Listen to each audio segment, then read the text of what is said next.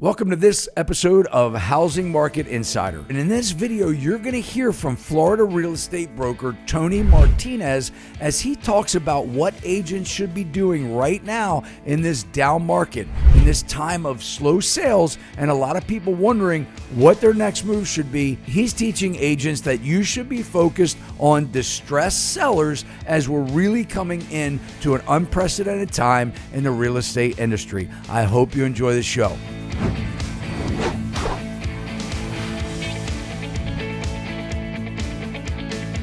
All right, Tony. So, man, I'm glad to have you on the channel because right now agents are really bleeding, man. I mean, they are struggling.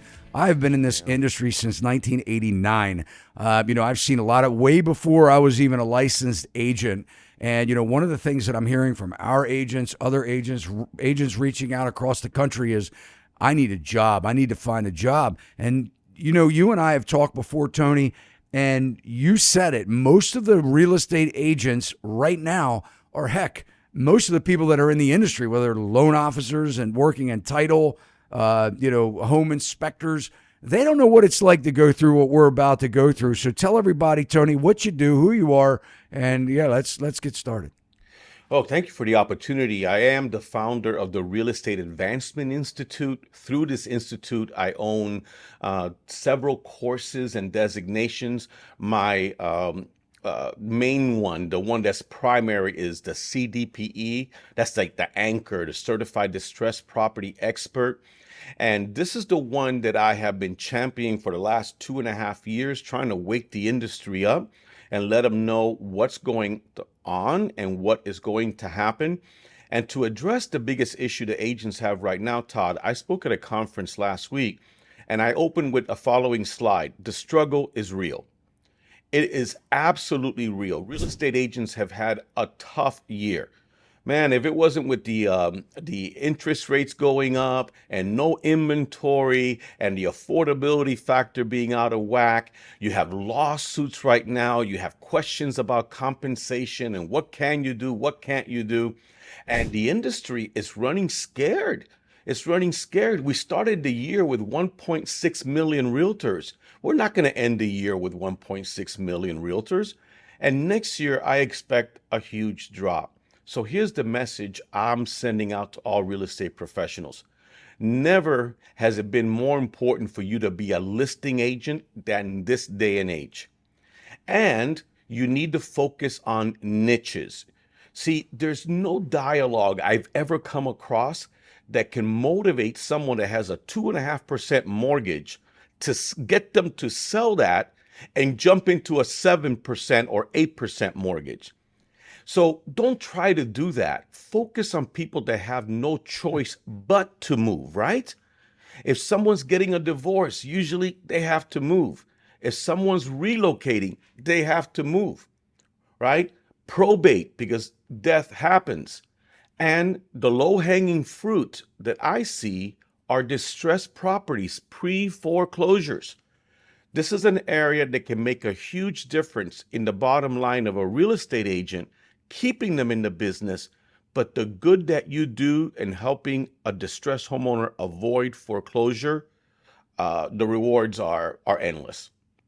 But how does somebody get in, Tony? When I'm talking to people right now, I had just had somebody in Florida, in your state, call me up and said, hey, look, I think I'm going to have to get a job because, it's really bad. I started my business 5 years ago and, my sales, I haven't done any sales this year really. And, how do you tell somebody to get into short sales? Because sending out postcards is expensive. How do they begin? Well, the first thing I would do is I would not put it into a box of short sales only. I would call it distressed properties. I would call it pre-foreclosures. Because something that's very different this time around is there's more equity in the market than it was in 2008. So that homeowner that's facing foreclosure because they're behind on their payments, they may actually have equity. And what that person should do is list with a real estate agent, get it sold, cash out what they can, and go ahead and reset the clock and start the process over again. But it is actually one of the least expensive niches to get into. because all you got to do is look up the court records, because all of this is public record. All of the foreclosures across the country have to be advertised. They're there. And all you got to do is make contact with these people. It doesn't cost anything to knock on the door, and it costs very little to make a phone call. But the challenge that a lot of agents have is they're not willing to do either of those two.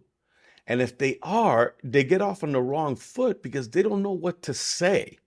So best thing that you can do is, if this is an area that you think you may want to get into, and pardon me if it sounds like a plug, but get the right training, because you can do a lot of good, but you can also do a lot of harm if you don't know what you're doing. Well, you have courses on that, right? I mean, they can go to your website, and yeah, I mean, obviously we'll publish that. But what do you think about agents working from home and not coming into the office? So you have a brokerage, you have a bunch of offices, you have 240 some whatever agents, primarily in Florida. I think that's where you're just in Florida, right? Yes, for now. Yeah. So, I mean, how do you get people, one of the frustrations that I see is that agents, we're in this work from home mode, and I know real estate's been that way for quite some time, but that's not necessarily the best place to get your motivation. I mean, should they be going into the office? Should they be looking for a brokerage that has, more support for them? I mean, what are you telling agents right now to wake them up? You say you want to wake people up. I mean, how are you waking them up? Well, listen, that's a heck of a question, because you know how competitive it is in our business, and you have different models, and the virtual model has gained a lot of traction over the last few years, and especially with COVID. They hit the nail right on the head. Everybody was virtual at that point. And what we found is that real estate agents, by and large, I can't speak for all of them, we want to belong to a tribe. We want to be part of a community. So when you're only virtual, it is a bigger challenge when they're newer. Now, experienced top producing agents, they may never even go into the office, or maybe they only use the office as a way to house their team. But for newer agents, someone just getting started, I think you do need to be plugged in. And a real estate broker should offer training, and support. The training could be virtual, but it should be live as well. There's something about bringing your people together. We recently did a mixer, and we brought our people together. We did a potluck for Thanksgiving. We bring them together. And it's amazing how happy they are to see each other and get that chance to interact with each other. But it is a struggle, and we're going to see more and more offices go the route of the virtual, because I think a lot of real estate offices are going to struggle and fail in 2024. I hate to be the person that says that, but so many people opened up offices and became brokers in 2021 when things just were unbelievable. Then there was an eye-opening situation in 2022, and then 2023 is definitely, for a lot of agents and brokers, nowhere near what we had in 2021 and 2022. It's going to get tough. Tony, I have to ask you this because I don't get to talk to other fellow brokers that often. And, I can remember, back in the day when the brand mattered. It was, there we have a couple of regional brands, around here that were pretty big. And I worked for one for 12 years. And, they were very hands-on, the management. Somewhere through the years, what they did was they replaced the actual buyer and seller. I'm talking about the broker. They replaced the buyer and seller as their client with an agent. They made the agent their client, right? So what they did was they catered to the agent. They gave them everything that they could, and trusting that agent would go out and serve the brand well, serve themselves well. And we've let down a lot of people as the industry. And I tell you what, I blame real estate brokers and real estate managers for a lot of the crap that we're in right now. Why people can't stand us, why they feel like they've been misguided, why they, I mean, look, let's face it, their buyers believe that their agents work for free. They didn't know how much they were paying because they didn't fill out the buyer broker agreements, properly, and a lot of these agents. And so these people that coming to the settlement table, the buyers that overpaid over the last couple of years, coming to the settlement table now looking at, what their buyer friend, their best friend in high school, or their mom's best friend, or their aunt, and they're looking and they're going, man, I just gave you every penny that I could, and I am maxed out, and you just made a $25,000 commission on me, right? Because they didn't know. So I think that, what do you think it's going to take, it's sort of like a little sidebar to get these agents that are listening to this right now to realize it's not about full commission necessarily. It's not about who's going to not require you to come to the sales meeting, or you're going to get mad and say, I don't want it. Don't tell me what to do. I'm an independent contractor. What do these agents need to do to, wake up and realize that they need good, founded, solid leadership? Right. Well, sadly, I think for many, it's too late. This is an area that I usually don't hold back on. And so I'm not going to start now. I'm very opinionated about this because I'm an independent broker owner for the past 10 years. I think that our industry, the very first thing we need to do is raise the bar. We have to raise the bar of entry. In Florida, it only takes 63 hours of school to then qualify to take the state exam. 63 hours in order to handle someone's probably the largest investment that anyone's ever going to do. So let's start with the fact that it's only 63 hours. And then after that, every 2 years is 14 hours of continuing education. That's ridiculous. Now, brokers, many of them are weak. They're very weak. And here's the problem. Somewhere along the line, especially in Florida, agents got the idea that, oh, I want the entire commission. So think about that. What motivation does a broker have to train you, to support you, to have staff and everything if you're keeping 100% of the commission? So you get what you pay for. And the minute the industry started going in that direction, I think it did a huge disservice to the agents because they're not being supported. They're not being trained. In Florida, to become a real estate broker, you just have to fog a mirror for a year. No, 2 years, I believe. 2 years. You have to be 2 years licensed. Licensed, not any production, licensed. And then you can go take the 72-hour class and then go start a real estate brokerage. So yes, the vast majority of real estate agents out there have very little training, and that's a huge problem. Here's the other problem too. And I'm a real estate agent.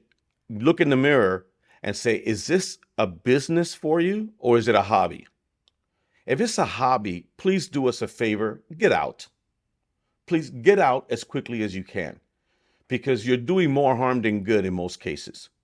Yeah, I agree. Yeah, I agree 100%. Yeah, so we got to clean it up, Todd. We got to get the numbers down. I joke about this, but I don't joke about this. We started with 1.6 million realtors. Does the United States really need 1.6 million realtors?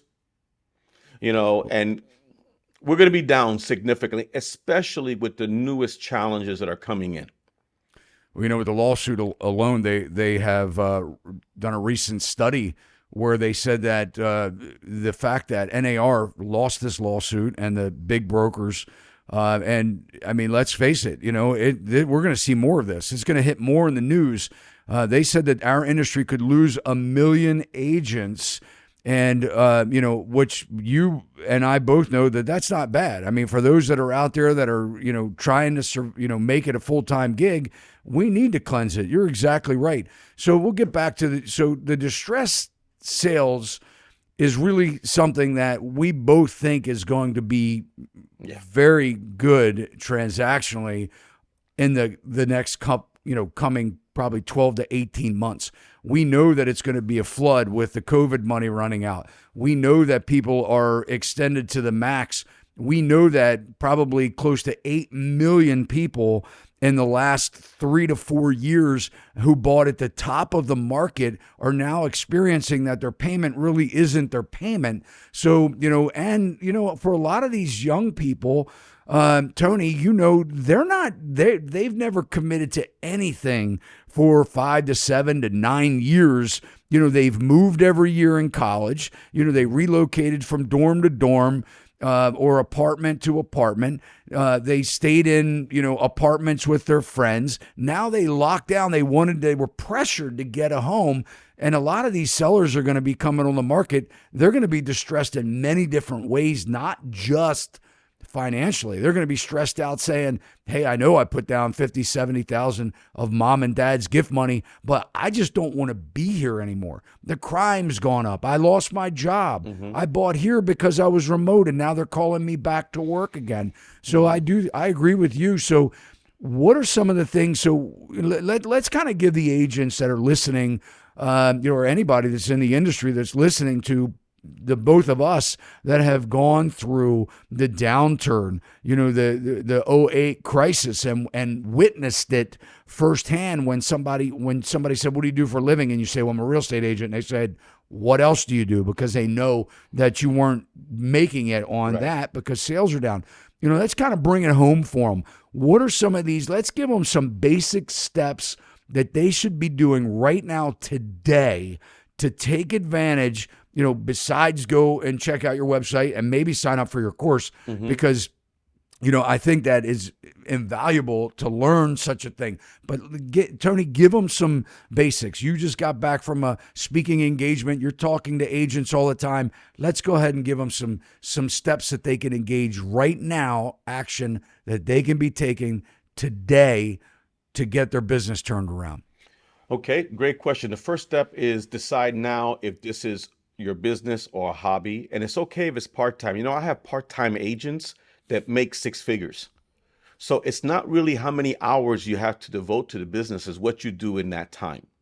The second thing is, after you assess your level of commitment to the business, then evaluate, are you with the right brokerage? And I'm a big believer that there's room for all models in our industry. There's a traditional brick and mortar, the traditional commission structure split. There are the virtual models that are 100%. There's good players, great players, and bad actors in all of them. But I think you need to sit down with your broker and see what kind of support, training, advice, strategies, resources they can provide to help you either jumpstart your business or get back on track. The next thing that I would do is do everything you can to become a listing agent, because that's always where the money has been in our business. But now with the challenges we're going to be facing regarding buyer agent compensation, now is the time to be a listing agent more than ever before. So that's 3. 4, focus on niches. In fact, I have a term called riches and niches. I even have a conference that I'm doing, a virtual conference in February, where I've put together 4 amazing private certifications and designations, and it's all about niches. Because we have too many general practitioners in our industry, Todd. We don't need any more general practitioners. We need specialists. Now, if you're trying to convince a seller to sell that's got a 2.5–3% mortgage, they're probably not going to listen to anything you have to say, because if they buy again, they're going to be buying at 7.5–8%. Why don't you do this? Why don't you focus on the ones that have no option but to sell? You know who that is? Somebody that's relocating. Someone maybe unfortunately is getting a divorce. The heir is in a probate situation. And those that are behind on their monthly payments, their mortgage payments, and can't afford to work anything out with the bank. These are all niches that you can get specialized training in. And you're going to find that many of these niches are not crowded at all. And that gives you another opportunity. Tony, I love that, man. They are some definite great pointers. The other thing I want to add to that as well is when I'm talking to people that are really struggling in the industry, a lot of the pressure that they feel is really from their home life too. A lot of the people in the industry, are women, And, and I'm not meaning this to be chauvinistic. It's just a fact. I mean, we do have a lot of women in the industry. And, what I hear them say is, my husband's really coming down on me. I got to get a job because it's not working. My husband keeps saying, I'm making the money and you're wasting the money and you're spending good money after bad. What I'm going to tell you guys, if you're listening to this right now, business is all about ups and downs. And as somebody that's been in business since 1989, I've seen a lot of ups and downs. So we really need to get our minds right. You can't go to work, with a noose around your neck, right? And be able to focus clearly, right? You have to get on the same page. And like Tony said, you have to make a determination whether you're going to try and make it through the business, right? And what I tell people is this: when you got your license, when you first got your license, you're probably not in, worse financial shape right now than you were back then because you hadn't started your business yet, but you had a level of excitement, right? You were excited that you just got your license. We need you to get back to that same excitement. You got to get back to the day that you got your license, wash out all the toxic thoughts that you've been having of whether you're going to be able to make it, the woe is me, everything's falling apart. You got to get that back to basics, but you have to make sure you've got your relationship at home right and that you're talking about your strategies with your significant other, your partner, your spouse, and that you get the support there at home, because if you don't get that, it's going to be a really rough ride. And like Tony said, if you're not with a broker that is giving you support, that you can pick up the phone, I'll go one step further. If you haven't heard from your broker, now, Tony, I'm putting a lot of pressure on you with 240 agents, but if you haven't heard from your broker in the last month to say, hey, Mary, hey, Todd, hey, Tony, what's going on? How are you? What are you doing on your business? Do you need to get together? Do you need to talk about strategies? If your manager or your broker hasn't done that for you, you're probably not at the right place, because now is the time. We got to dig in together. And Tony, do you agree with that? Oh, well, let me tell you, the smartest thing I ever did, besides marrying my wife, was making my wife my boss. We started our company together 10 years ago, and initially we equal partners, but I was a broker of record. When I started getting back into the training side of it, that's where my passion is. And the best move we ever made as a company was making my wife, Gabi, the broker of the company, because she truly has a heart to serve. She's the kind that takes a phone call at 10 o'clock at night or at 7 o'clock in the morning. And yes, when we haven't seen one of our associates in a while, we reach out to them. We text them. We call them. We find out what's going on. One of the best things we ever did, Todd, was we started a WhatsApp channel group. And we actually migrated over to Telegram. And it's all about questions, because what we found is that agents can post questions in there, and one of our leaders will probably answer the question within a minute or two. There's more training that happens on that WhatsApp channel in 15 or 20 minutes that happens at many offices all week long. So those are the kind of things that brokers can do to keep their agents connected, and they're missing out on that. But social events are important. And we go after our agents. You know what happens? You email your agents, they don't get their email. They never read it. What works is you got to text them, and then you got to follow up with a phone call. Yes, you're chasing after them, but life gets in the way, Todd. These folks are struggling with a lot of different things. And my heart goes out especially to the female agents, because many of them are juggling so many things, and it's amazing how they can be top producing agents and still be amazing spouses and amazing moms and everything else. But you're right, when the support is not there at home, it doesn't work. You need to get everyone's buy-in, and that includes the kids. Get the kids to buy into your career as well. Well, Tony, I think, again, that's great advice. And I think any of you listening right now, why don't you go ahead and take a moment and subscribe to this channel. Hit the alert bell. You'll know when we upload content. I mean, guys, we're dedicated. I've been a real estate broker now since 2017, but I've been serving this industry since 1989. So, I've been in it a very long time and have managed, a lot of people and throughout my construction career. And Tony, is same with him. We'll drop all of his information in the show notes. Cruise on over, check out his channel, subscribe to him. Now, we'll also put his training website there as well, because I think it's a great idea right now is that you have to go where the money goes, right? And what we know for sure is that if you're not evolving your business, you're either going into business or you're going out of business. And part of going into business is, always looking at it, seeing, what changes are coming down the pike and how do you, kind of move with the time.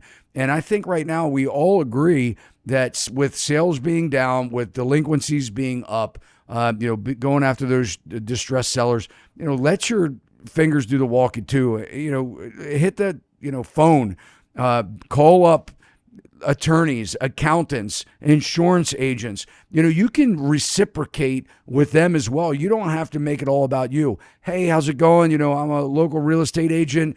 You're a local insurance agent. And I just wanted to get together because I have people buying houses and they're looking for insurance. And you probably know right now who's not paying their insurance bill. And you're getting the notice. And maybe I can help them out if they need to sell. Same with an attorney. Hey, I know you're a divorce attorney, and unfortunately at times I'm going to come across people that may want a divorce. I need to connect them with somebody. And you may be getting, some of your clients that need to sell their property and they're going through a divorce. So, develop the synergy, develop the relationship with these, other types of, I call them power partners that can send you the work and will be aligned with what's going on now. Yeah. Tony, any final thoughts? I like to give a constructive tip because I always love leaving agents with something that they can do right now to start growing their business. So I'm going to encourage everyone that's listening to, on a sheet of paper, draw 3 columns. And I'll go through this very quickly. Column A, column B, column C. Column A, you should be spending 70% of your time on. If you're going to work the distressed property segment, 70% of your time goes into contacting people that already have a sale date. I call it working backwards. When you look up the sale dates, these folks are almost out of time. They should be out of excuses. Those are the ones you hit first. Then 20% of your time are folks that are formally in foreclosure, but don't have a sale date yet. Their situation is dire, but not as critical. So that leaves 10%. So where are you getting the 10%? Well, there's a segment out there that you don't have access to, and that's folks that are behind on their payments, but are not yet formally in the foreclosure process. So how do you reach out to them? Well, you mentioned developing relationships with bankruptcy attorneys, divorce attorneys, and such. But I always like to give this, Todd, social media. So make believe you got your phone in front of you and you do something like this. Hey, everyone, Tony Martinez, your local real estate professional. And I just want to share something. I'm passionate about helping individuals that are going through a severe situation right now. They're missing their payments and they don't know what to do. If you or anyone you know is behind on your mortgage payments, facing foreclosure, and are clueless as to what to do, please reach out to me or give them my information. I would love to give them an opportunity to be able to help them. Just remember, folks, foreclosure is not the only option. And that's what agents should be doing. Put the word out there in the social media universe that this is an area that you specialize in, because there's hardly any agents doing that right now. And last but not least, one of my favorite sayings, skate to where the puck is going, not to where the puck is right now. And you're going to increase your chances of not just surviving, but thriving going into the next couple of years. Great advice. All right, guys. Well, there you have it. So if you haven't subscribed to the channel, go ahead and take a minute to do so now. You can also hit that thumbs up if you got something out of this video to let Tony and I know that you did. And we'll see you next time. Thank you, Todd. So I hope you enjoyed learning from Tony. And if you know somebody that's struggling to pay their mortgage and they are a distressed seller is somebody that must sell their home. Whether their home is in great shape or in bad shape, for whatever reason they must sell, you can reach out to Tony or reach out to me and we'll be glad to point you in the right direction. As always, guys, you can drop those comments below. I read them personally and I love to hear what you have to say. And don't forget, the biggest compliment that you can give us at Sachs Realty is to share the video, because guys, this is not something you're going to hear in mainstream media.